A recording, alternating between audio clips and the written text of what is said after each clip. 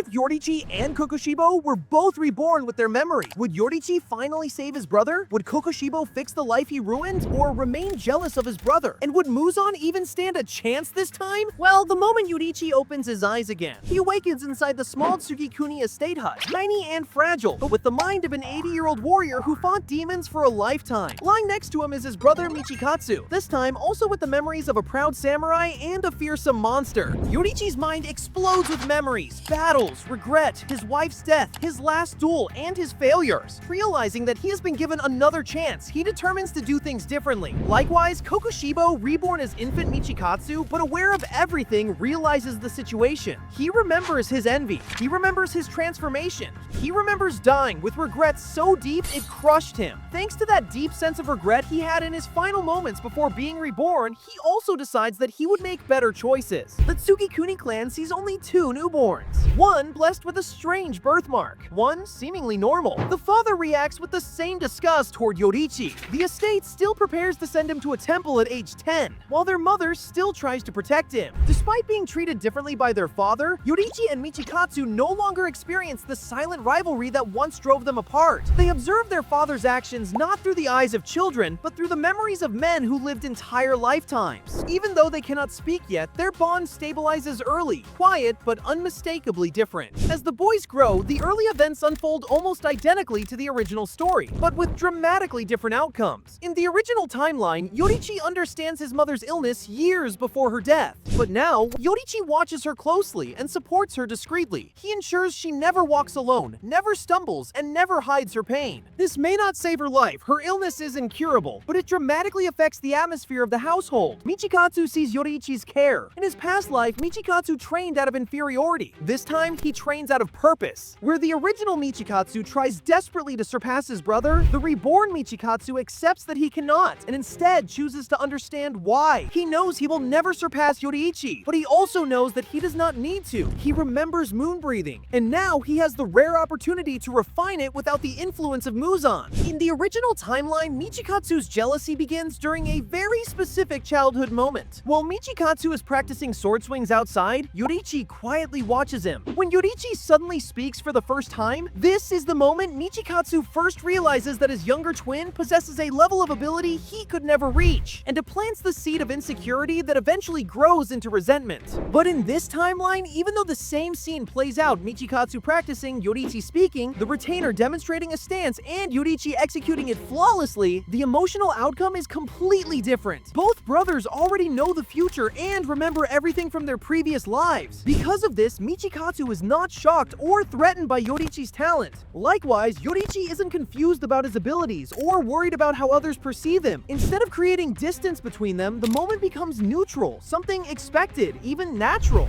The retainer still stares in shock. The father still reconsiders sending Yoriichi away, but the emotional consequences change completely. Michikatsu does not beg Yoriichi for the secret to his power, and Yoriichi does not feel guilt. Instead, the two brothers simply understand that their powers are returning. Thanks to this, the spiral of jealousy that once defined their relationship is completely taken out of the picture, and an even greater shift in the timeline emerges. The night their mother dies fast approaches. In the original timeline, this single night sets off the chain reaction that eventually leads to Kokushibo's creation. Yoriichi comes to say goodbye. Michikatsu thinks Yoriichi left out of selfishness, and the separation poisons their bond. By the time they reunite as adults, Michikatsu's hatred has calcified. But now, Yoriichi does not run away. He knows exactly how that decision destroyed their future. He knows how Michikatsu interpreted it. So instead of fleeing, Yoriichi stays. He faces his father, declines the role of heir, and refuses to let Michikatsu be forced into the temple. This single act prevents decades of bitterness. The brothers grow into adulthood together, training alongside one another, and their relationship stabilizes. But that begs the question, if Yoriichi never left, how would he have found his wife? Well, as Yoriichi grows older in this new timeline, he eventually reaches the period of his life when, in the original story, he first meets Uta, the woman who would become his wife.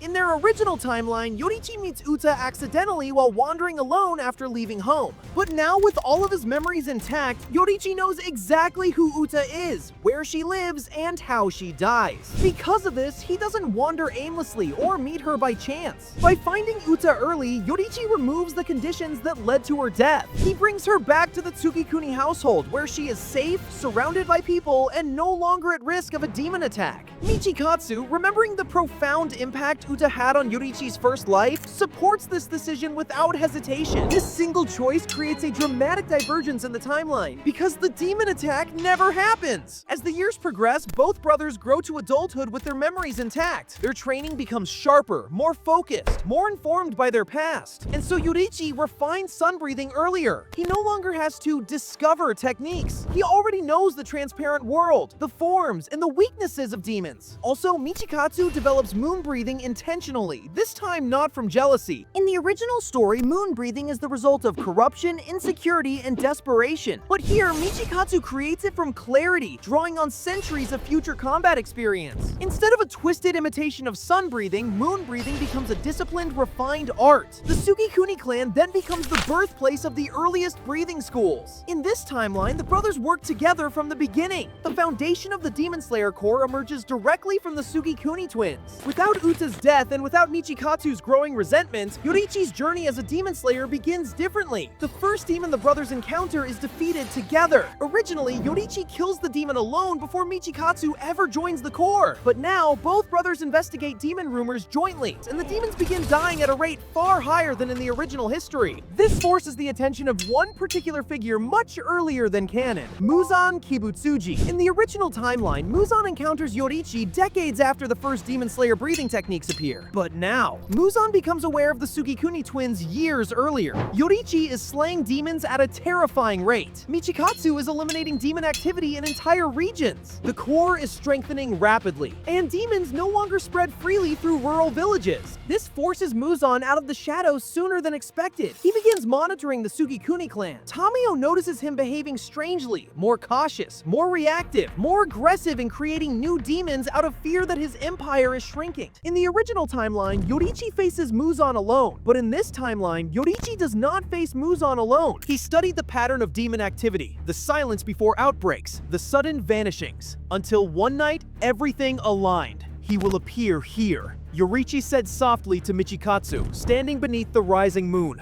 "I will face him. When I signal, strike. Do not hesitate." Michikatsu nodded. The brothers clasped forearms, a silent promise of unity. The other samurai concealed themselves in the surrounding woods, poised for an ambush if needed. Under the pale lantern light of a lonely street, Yoriichi walked alone. Then, the air thickened. From the darkness emerged a man in pristine white robes, his eyes glimmering crimson with contempt. At his side stood a woman, Tamayo, her expression hollow yet flickering with quiet pain.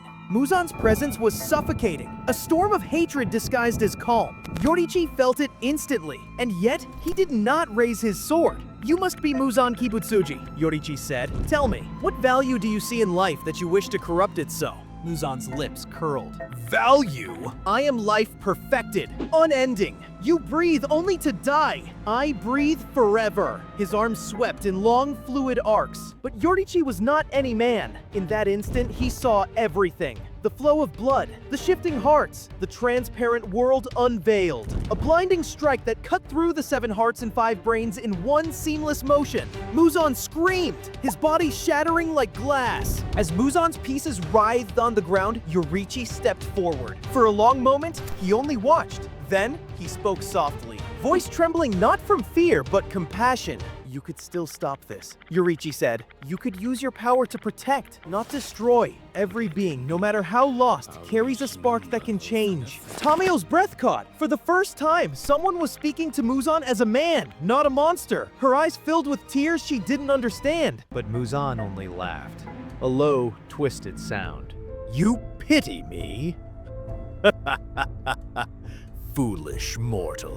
I am beyond salvation." His body began to pulse, the fragments trying to scatter once again. Yoriichi's eyes hardened. "Then you leave me no choice." He pressed his hand to his chest and signaled with a short, sharp whistle. The forest erupted. Michikatsu and the samurai burst from the shadows. Yoriichi's 13th form ignited. Michikatsu mirrored him with the crescent arcs of moon breathing. Every piece of Muzan that tried to flee was cleaved, burned, and annihilated. The night ended in silence. No escaping fragments, no lingering malice. For the first and only time in history, Muzan Kibutsuji was completely destroyed. Tamayo fell to her knees, trembling. The curse mark upon her neck faded away, Muzan's control over her dissolving like mist in the sunlight.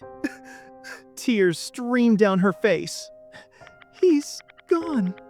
After all this time, he's truly gone. Yoriichi sheathed his sword. You are free now. If you wish, walk with us. Help heal the wounds he left behind. Tamayo bowed her head deeply. Then let my knowledge serve the living, not the damned. Tragedy. With no overwhelming grief haunting him, Yoriichi lives a peaceful life. He remains with Uta and their child, living quietly and training new generations of warriors. Wandering through quiet villages, he visited his old friends, Sumiyoshi and Suyako Kamado. Their home sat deep in the countryside, surrounded by laughter and sunlight. When Yoriichi arrived, Sumiyoshi welcomed him warmly. Over tea, they spoke of peace, of a world no longer ruled by fear. Their little daughter Sumire tugged gently on Yoriichi's robes, and when he lifted her into his arms, the child's laughter brought tears to his eyes. At Suyako's request, Yoriichi performed the forms of sun breathing in their yard. His movements flowed like fire under the setting sun, so graceful that the Kamados watched in silent awe. Sumiyoshi memorized every motion, vowing to preserve them for generations. Before leaving, Yoriichi handed him his Hanafuda earrings. These will remind you that even when the sun sets, it will always rise again. Years later, Yoriichi passed away peacefully beneath the same morning light he had once danced under, smiling, knowing the world and the Kamado family would live happily ever after. Also, Michikatsu lives and dies as a human. He ages naturally, raises the family he abandoned in the original timeline. But then, Muzan was also suddenly reborn. So watch this video to see what will happen if Muzan Jackson was reborn. Click it!